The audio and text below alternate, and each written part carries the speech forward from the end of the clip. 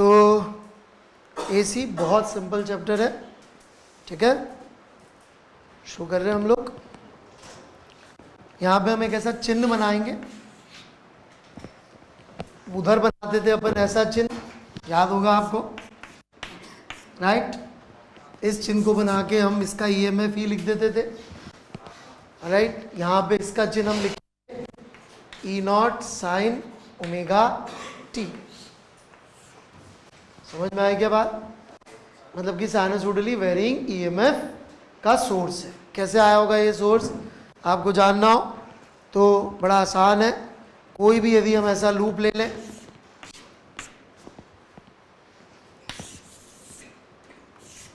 इसको magnetic field में रख दें और ऐसे घुमाएं ओमेगा से,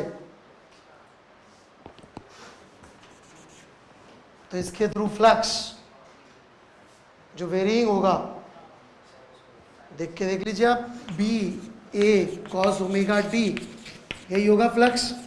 अब यहाँ फ्लक्स सोचना ज़्यादा अच्छा है, यहाँ मोशन ये सोचे में पागल हो जाएंगे। अरे मैंने आपको रोटेशन पढ़ाया था ना, ये में रोटेशन होता था क्या, पर मैंने आपको ऐसा इन द प्लेन पढ़ाया था, ओमेगा वेक्टर वाज पैरेलल, यहाँ पे omega vector is perpendicular to B. इसको डिफरेंशिएट करेंगे तो क्या आ जाएगा, B omega sine omega T. ये प्रेजेंटली जो एसी जनरेटर होते हैं ऐसे के ऐसे ही होते हैं, एग्जैक्टली यही होते हैं। बस for mechanical stability you would need 3 arms, पंखे 120 डिग्री पे, ताकि mechanically centre of mass centre पे एक्सिस पे लाई करे। तो जनरेटर होते हैं उसमें भी 3 आर्म्स होती है, इसीलिए 3 फेज करंट होता है। और जो फिजिकल 120 डिग्री का एंगल का अंतर है वो मैथमेटिकली इक्वेशंस में चला जाता है। जो 3 ईएमएफ आएंगे ना 3 आर्म के, वो 120 डिग्री के फेज डिफरेंस पे होंगे। ऑब्वियसली बात है ना, अगली आर्म लिखोगे तो बी ए कॉस ओमेगा टी प्लस 120 लिखोगे और एक में माइनस 120 लिखोगे, नहीं चमका। तो ये जो फिजिकल अंतर है वो मैथमेटिकली उसमें मिल जाता है। एग्जैक्ट 120 डिग्री पे होना चाहिए तो सेंटर ऑफ मास मूव कर जाएगा। 3 फेज करंट सुनाओ किसी ने, हैं? खेत वेत में किसी के खेत वेत हो, गांव में किसी के नहीं? Okay.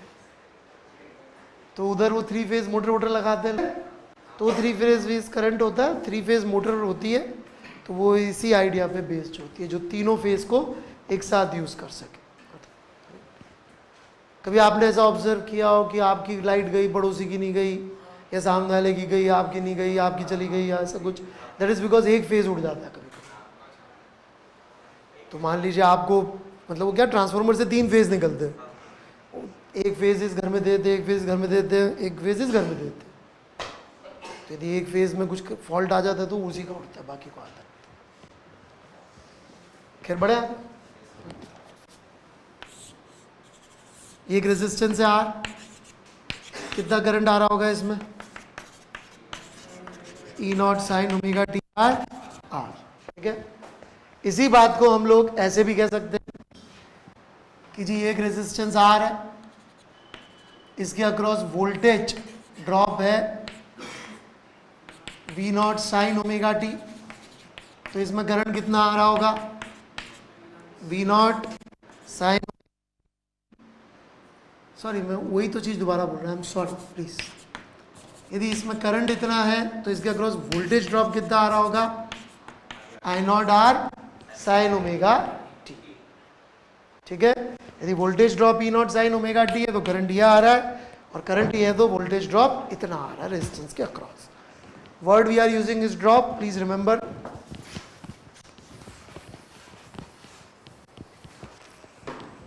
Let's try same thing for capacitor.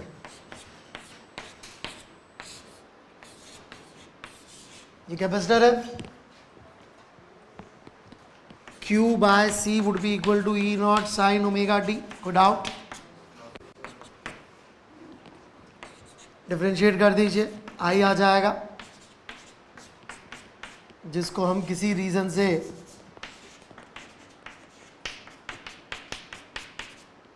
ऐसे लिख रहे हैं,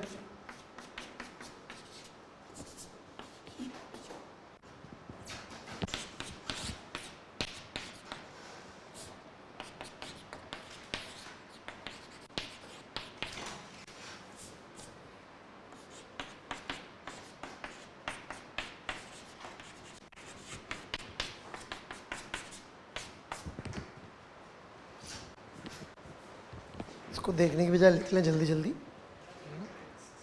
मत देखिए, उसमें देखने का कुछ नहीं होता फिजिक्स। देख के समझने के लिए दिमाग चाहिए होता है।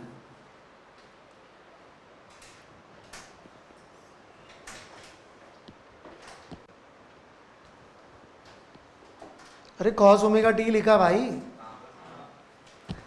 तो यहां पे जो भाषा हमें पसंद है, एसी में जिस भाषा में बात होगी, जरा उस भाषा पे आ जाए। इसको बोलते हैं रिएक्टेंस, ठीक है। मतलब ओम्स लॉ जैसा फ्रेम करना चाह रहे हैं। क्या चाह रहे हैं हम लोग? ओम्स लॉ जैसा फ्रेम करना चाह रहे हैं। उसका क्या मतलब है ओम्स लॉ जैसा फ्रेम करना चाह रहे हैं? कि हम लोग आई आर की फॉर्म चाहते हैं, वी बाय आर की फॉर्म चाहते हैं, ठीक है। लेकिन एक और चीज यहां पे जो देखेंगे वो क्या, कि फेस सेम नहीं आ रहा। मतलब कि Q का जब मैक्सिमा होगा तभी E का मैक्सिमा होगा, और Q का मैक्सिमा कब होगा? जब I 0 होगा। तो हो गया नहीं हो गया पाई बाय 2 का फेज का लफड़ा। तो हम क्या कहते हैं? करंट फेज में पोटेंशियल से पाई बाय 2 आगे। कैपेसिटर में करंट फेज में उसके अक्रॉस जो पोटेंशियल होगा उससे फेज में पाई बाय 2 आगे, which is very logical, right. बढ़े आगे। रिएक्टेंस क्लियर है? हाँ जी प्रथम, दिमाग यूज करके। यदि करंट पोटेंशियल का फेज ई naught sine omega T current का आगे आ रहा है, करंट गिवन है तो पोटेंशियल का पीछे कर दो ताकि करंट अभी भी आगे रहे पाई बाय 2। नहीं तो इंटीग्रेट कर लो, ज़्यादा पढ़े लिखे नहीं हो तो, ज़्यादा सोच नहीं पा रहे तो इंटीग्रेट कर लो उसको, क्यू बाय सी लिखो, D Q by D T लिखो, करो इंटीग्रेट, करो टाइम पास। भाई यदि वोल्टेज करंट से आगे है नहीं पीछे है, तो करंट दे रखा है तो वोल्टेज का फेज पाई बाय 2 पीछे हो जाए। कोई तकलीफ किसी को यहां तक? बढ़ू मैं आगे। ऑलराइट,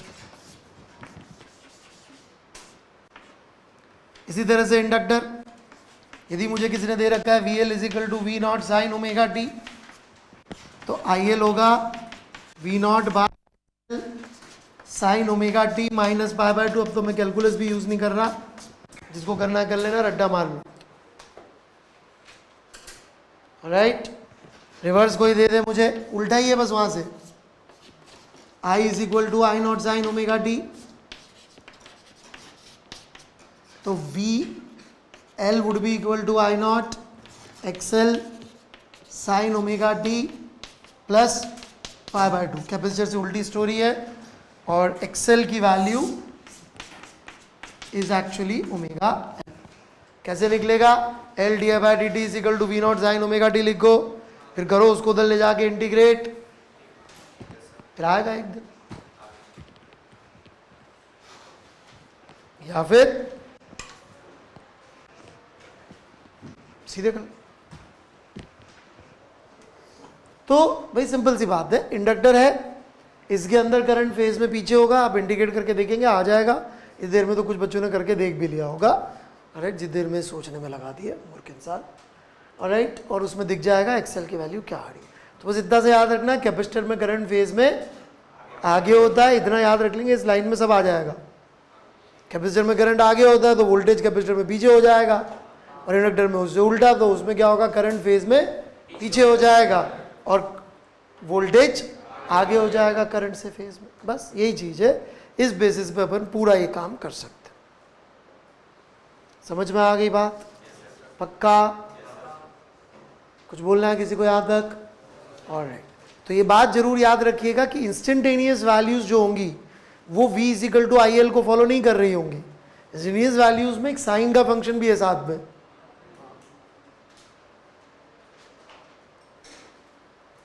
उसमें फेज डिफरेंस नहीं है रेजिस्टेंस में, इसलिए जब वोल्टेज हाईएस्ट तब उसी के अकॉर्डिंग करंट हाईएस्ट आता है। यहां पे ऐसा नहीं होता है, यहां पे हो सकता है अपन उधर 5 वोल्ट लगा के बैठे, 0 से 5 तक वेरी कर रहा है 5 वोल्ट, और इधर करंट की वैल्यू 0 आ रही, और उधर 0 वोल्ट लगा के बैठे और इधर करंट की वैल्यू 10 एम्पियर आ रही उस मोमेंट पे, ठीक है? Is this okay? हालांकि इंस्टेंटेनियस वैल्यू की बात सिर्फ कोचिंग में की जाती है, फिजिक्स में तो कोई इंस्टेंटेनियस वैल्यू की बात ही नहीं करता। क्यों नहीं करता इंस्टेंटेनियस वैल्यू की बात फिजिक्स में? Any guesses? कोचिंग वाले करते हैं, फिजिक्स वाले नहीं करते। अपन इतना जनरल आंसर दो कि हमेशा सही हो, राइट? लाइक अ डॉक्टर जो बोलता मरीज को क्या हुआ, साहब बीमार है।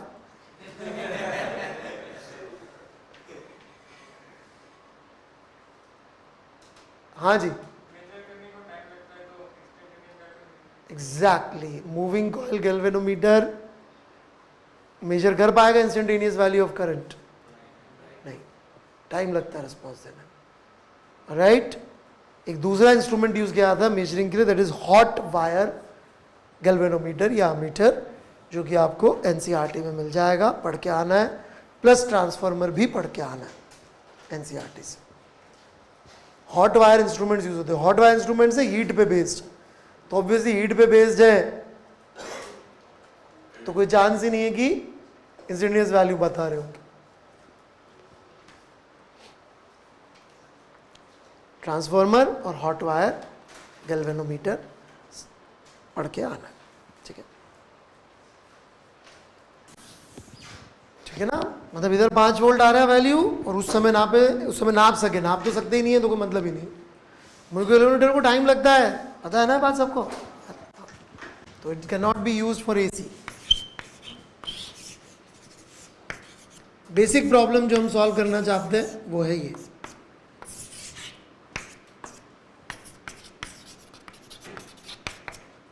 करंट कितना होगा,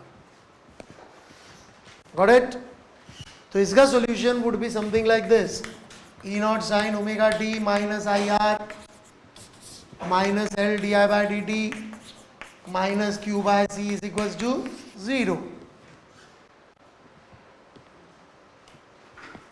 डिफरेंशियल इक्वेशन पढ़ी ली होगी आप लोगों ने, कर दो सॉल्व इसको। इरोडो होगी आप लोगों के पास, उसका आंसर्स खोलिए और 4.118 का आंसर देखिए।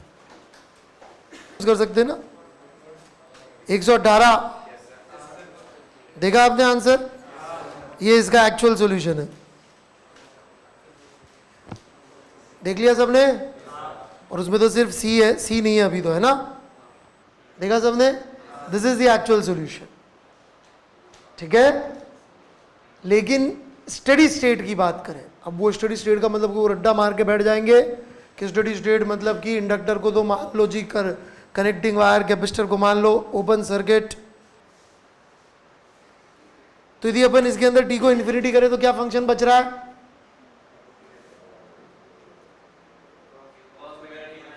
समझ में आई क्या बात? पक्का? वैसे तो कोई पढ़ा लिखा आदमी होगा बहुत ज्यादा ही जो ऐसे देगा लिख के कि स्टडी स्टेट में बताइए सॉल्यूशन। कोई नहीं देता, जेई में भी नहीं आता। बोलते भाई बताओ करंट कितना है, तो अपन मान लेते हैं कि स्टडी स्टेट ही पूछ रहा होगा, क्योंकि दूसरा तो अपनी वैसी औकात के बाहर है। समझ में आई क्या मेरी बात? तो हम ये कह रहे हैं जी इसका सॉल्यूशन ये होगा।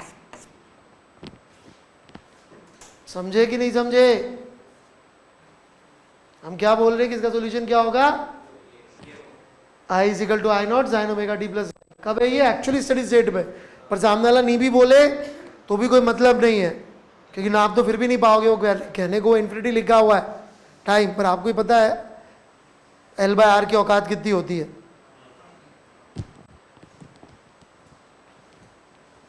ठीक है? तो स्टडी स्टेट लिखें तो भी यही आंसर देना, ना लिखें तब भी आंसर देना, क्योंकि वो मैथ्स ही सिलेबस में नहीं है।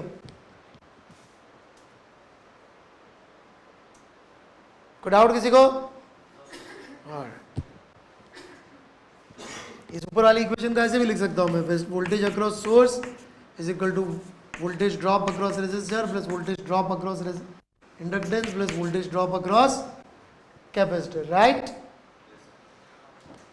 तो सोर्स का हो गया E naught sine omega t, and if this is the current then what is the voltage drop across resistor? Right. What is voltage drop across inductor?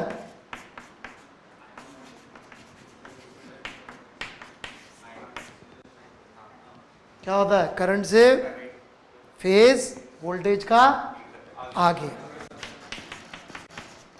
What is voltage drop across capacitor?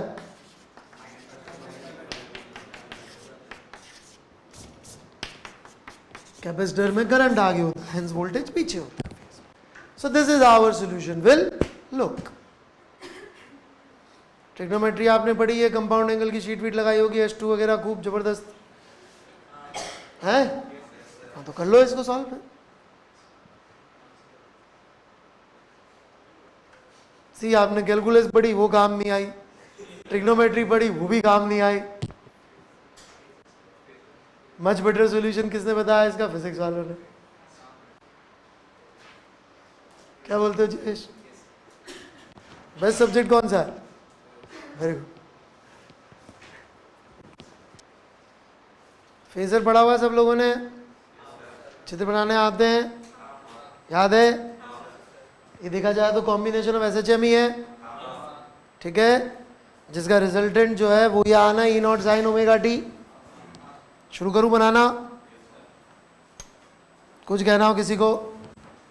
नहीं? तो ये मेरा final answer आना है E0. Right. Current I0 sine omega T plus phi. तो एक vector बना दूंगा मैं फाई एंगल पे.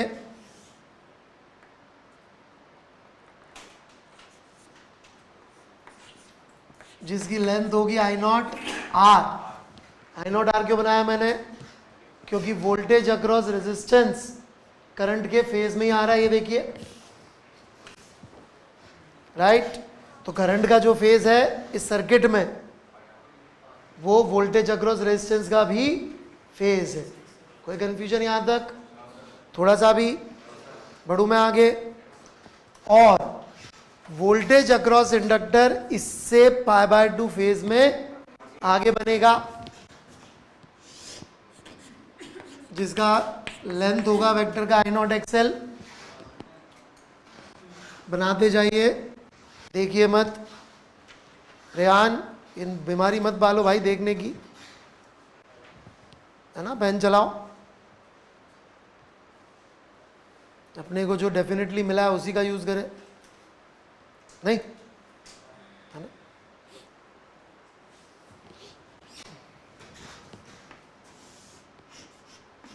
ये I0 XC, इन तीनों वेक्टर्स का सम रेड में जो है, रेड नहीं पीच कलर, वाइट में जो है उसका सम ये पर्पल वाला वेक्टर आ रहा है. राइट.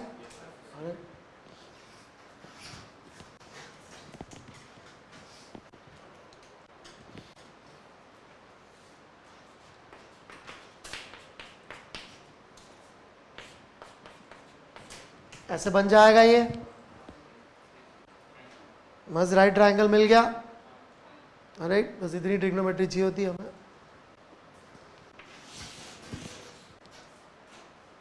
बढ़ो आगे. तो tan phi बड़ी आसानी से दिख रहा होगा सबको. दो ही अननोन थे हमारे प्रॉब्लम में, I0 और phi. tan phi दिख रहा होगा सबको. कितना हो गया? XC माइनस XL बटे R. और very important, E0 would be equal to I0 square R square plus XC minus XL का स्क्वायर. ऐसा ही कुछ आएगा. ऐसा कुछ आएगा. Impedance is defined as this. Impedance है ना. अर्जुन ने इम्पीडेंस क्या होता है सुना है क्या कभी जीवन में? नहीं. सी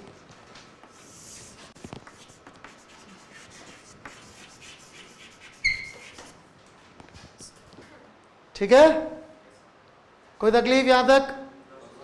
ये सारा डिस्कशन जो हमने किया है इसमें हम पीक वैल्यू की बात करेंगे I0 जो, या I0 XL, I0 R, इन सब चीज़ों की, और फिर फेज की बात करेंगे. ठीक है. अब इसमें एक ध्यान देने लायक बात है. इसमें tan phi तब पॉजिटिव आएगा जब XC XL से बड़ा हो, राइट?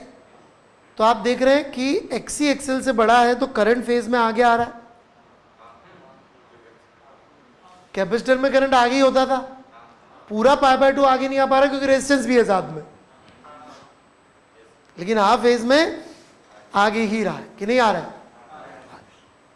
Agreed everyone? नहीं यही बात समझ में? अरे आ गई कि नहीं आ गई? पक्का ना? ठीक है, बढ़ू मैं आगे।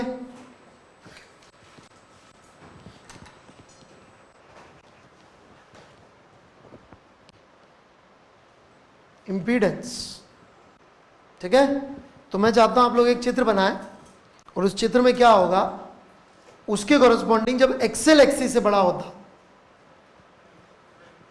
तो भी एक फेजर डायग्राम बनता। बनाइए।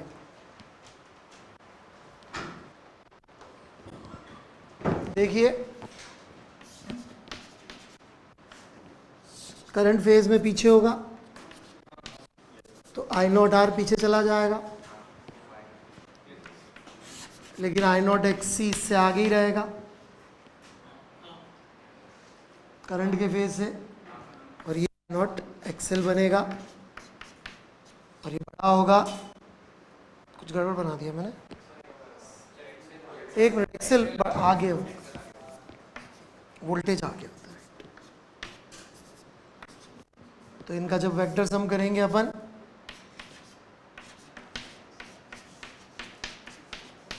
किसी का बना था क्या सेम? दे लोग बना पाए same phasor? Very poor attempt.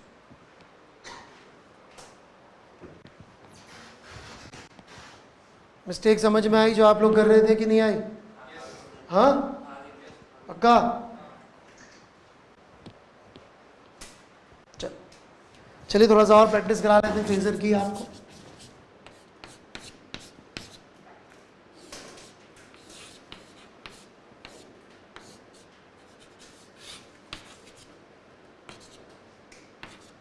इस करंट का फेजर चाहिए जो सोर्स सप्लाई कर रहा होगा। E0 sin ओमेगा टी है सोर्स, करंट का फेजर चाहिए। हाँ जी, बन गया phasor? Alright, here we go. भाई इस कैपेसिटर में कुछ करंट जाएगा IC, इसमें करंट जाएगा IR। कोई तकलीफ यहां तक समझने में? Our I would be equal to जो IC प्लस IR, राइट? क्या मैं IC बता सकता हूँ इंडिपेंडेंटली? क्योंकि कैपेसिटर का अक्रॉस पोटेंशियल पता है मुझे, तो IC कितना लिख दूंगा मैं? E0 by XC sine omega T plus π/2। IR बता सकता हूँ इंडिपेंडेंटली? बिल्कुल, यही होगा। कोई डाउट किसी को यहाँ तक? तो ये क्वांटिटी हमारा I होगा, तो मैं बता नहीं सकता I कितना होगा, इन दोनों को जोड़ूंगा तो फर्स्ट क्लास बता सकता हूँ। ये हो गया मेरा E0 बटे R सेम फेज में, और ये हो गया मेरा E0 बाय XC, और इन दोनों का सम जो कि फाई एंगल पे होगा, that is I0 sine omega T plus phi, और I0 की वैल्यू यहाँ से निकल जाएगी। It would be I0 by XC का स्क्वायर प्लस E0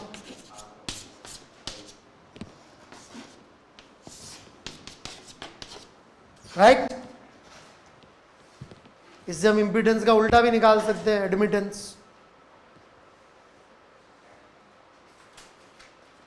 ठीक है, बट रटिएगा मत, पैरेलल सिलेबस में नहीं है।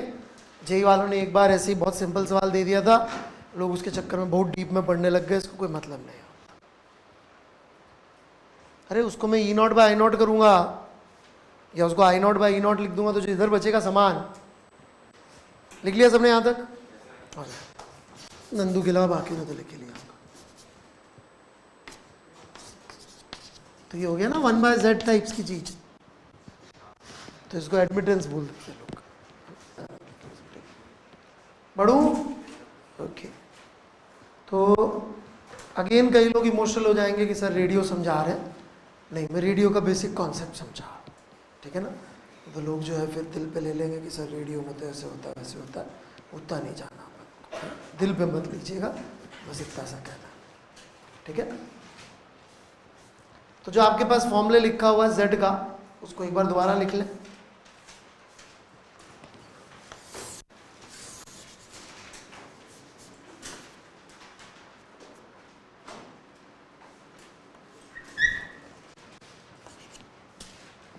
राइट, लिखा, ओमेगा के टर्म्स में लिखें, एक्सएल एक्सी की जगह ओमेगा वाली टर्म लिखें, R square plus bracket starts one by omega C का स्क्वायर,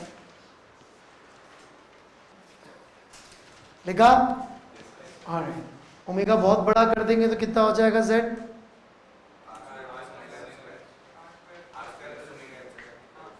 ओमेगा बहुत बड़ा हो गया तो प्रैक्टिकली इनफाइनाइट, ओमेगा बहुत छोटा होगा तो भी इनफाइनाइट जैसा हो जाएगा,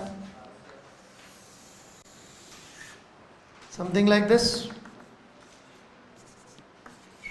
सबसे कम वैल्यू कब आ रही होगी z की,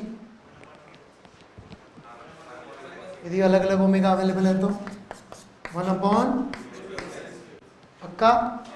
तो यदि अपन करंट का फेजर बना है, सॉरी ग्राफ बना है विद ओमेगा,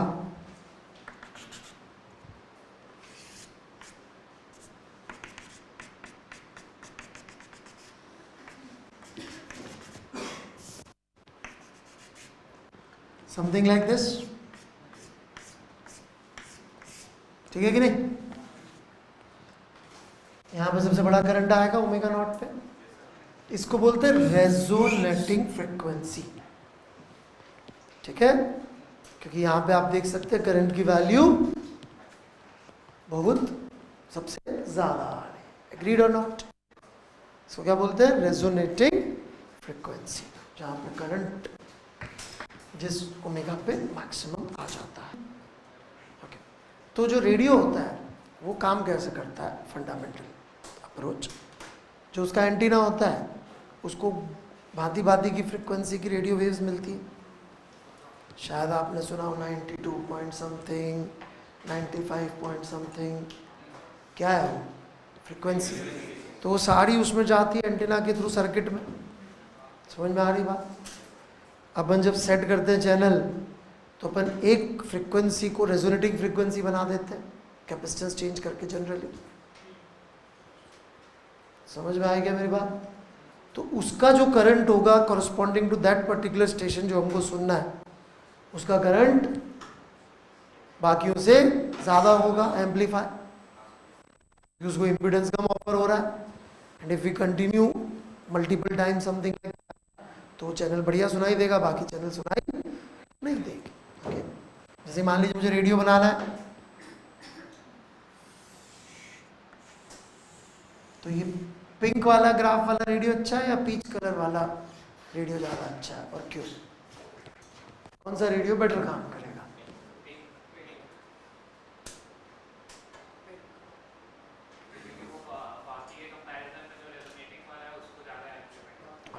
तो सुनाई साफ साफ देखा, ठीक है। इसको बोलते हैं क्वालिटी फैक्टर, कि कितने क्वालिटी से वो बेटर है। इसकी डेरिवेशन एनसीईआरटी में कॉपी करके लानी है। ये सब सीरीज एलसीआर के लिए बात करेंगे। तो यदि अपन से कोई पूछे कि कितनी पावर सप्लाई कर रहा है सोर्स, तो it would be E naught sine omega T I naught sine omega T plus 5। Plus इसलिए लिखते हैं कि भाई ठीक है पॉजिटिव में चलने दो, अपने आप नेगेटिव होगा तो अपन संभाल ही लेंगे, ठीक है। यही पावर सप्लाई करना होगा इंस्टेंटेनियस, पर इंस्टेंटेनियस पावर अपने काम की होती नहीं, अपने काम की होगी एवरेज, राइट। तो पी एवरेज निकालने के लिए क्या करना पड़ेगा, इसको इंटीग्रेट, पी इंस्टेंटेनियस को और टाइम पीरियड से डिवाइड। टाइम पीरियड कितना होगा, 2π/ओमेगा, राइट, 0 से टाउ। इसको इंटीग्रेट करेंगे, 2 से मल्टीप्लाई करो, 2 से डिवाइड करो, साइन 2 साइन है, साइन भी कुछ होता होगा, कर लो उसको सॉल्व। तो फाइनली जो आंसर आता है वो लिख देता हूँ मैं, तो जो मैंने रट्टा मार रखा ये बचेगा, ठीक है। बाकी इंटीग्रेशन में आपको क्या सिखा लूँगा। लिखा सबने? बढ़े आगे? ओके, ठीक है। इस क्वांटिटी का नाम है पावर फैक्टर। cos फाई को क्या बोलते हैं हम लोग? Power factor. आपको याद दिला दे cos फाई क्या होगा, वो राइट ट्रायंगल वापस जाके देख सकते हैं, तो आपको cos फाई पता पड़ जाएगा कितना हो रहा होगा। कितना हो रहा है? R/z।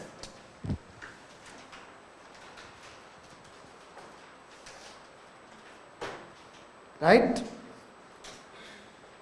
R/z।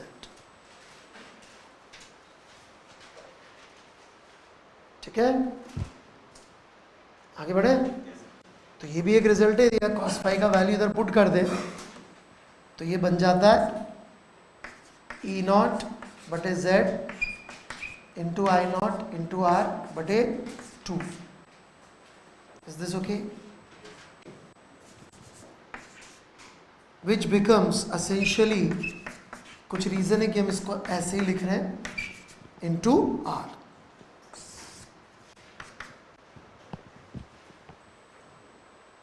ठीक है, ये तो बन जाएगा।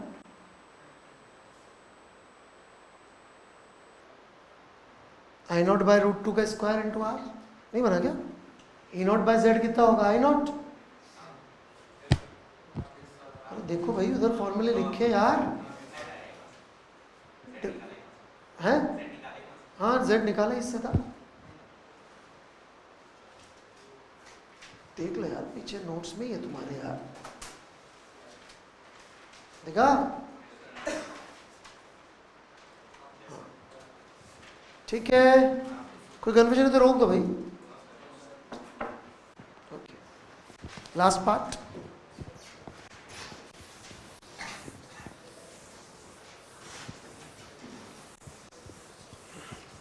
ये बाय रूट 2 वाला चीज क्यों काम का है?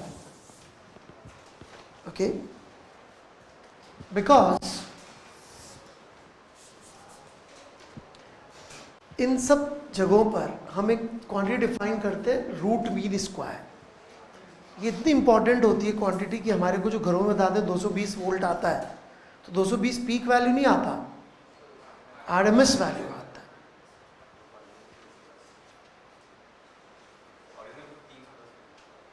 पीक वैल्यू, ओरिजिनल वर्ड मतलब वो नकली है।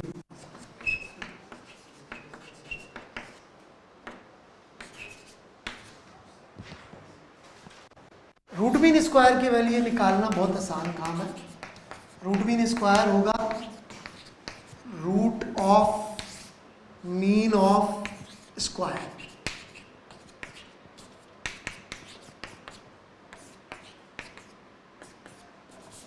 यही होगा।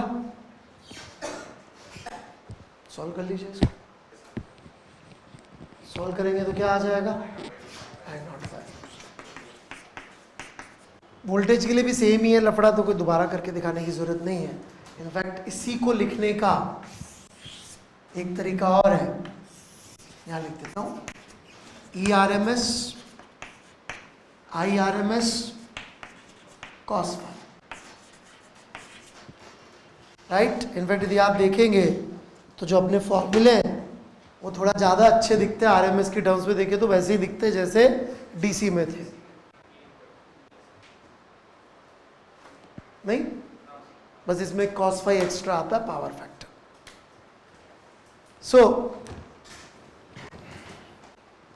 लास्ट पार्ट है छोटा सा, जो अपना LCR सर्किट है उसमें L और C नेट एनर्जी कुछ खर्च करते नहीं है। राइट, सिर्फ रेजिस्टर ही है जहाँ पे हीट प्रोड्यूस होती है, भाई कैपेसिटर इंडक्टर तो लेते हैं वापस कर देते हैं।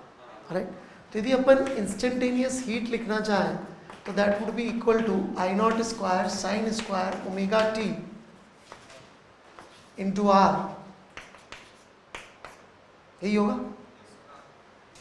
राइट, इसका एवरेज वैल्यू निकालना चाहें तो वो होगा इसका dt के साथ इंटीग्रल 0 से टाउ डिवाइडेड बाय टाउ, जो करके भी देखने की जरूरत नहीं है, अब तो ऐसे ही दिख रहा है क्योंकि ऊपर ही सेम इंटीग्रल किया हुआ है।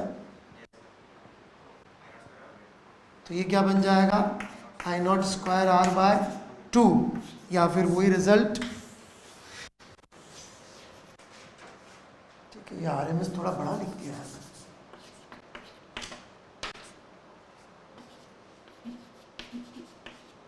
सेम रिजल्ट, बात सही भी है कि एवरेज जो हीट डिसिपेट हो रही है अल्टीमेटली वही एवरेज पावर सप्लाई हो रही है, बाकी तो कोई इंडक्टर कैपेसिटर के पास कुछ रहता ही नहीं है ना, खर्च करते वो।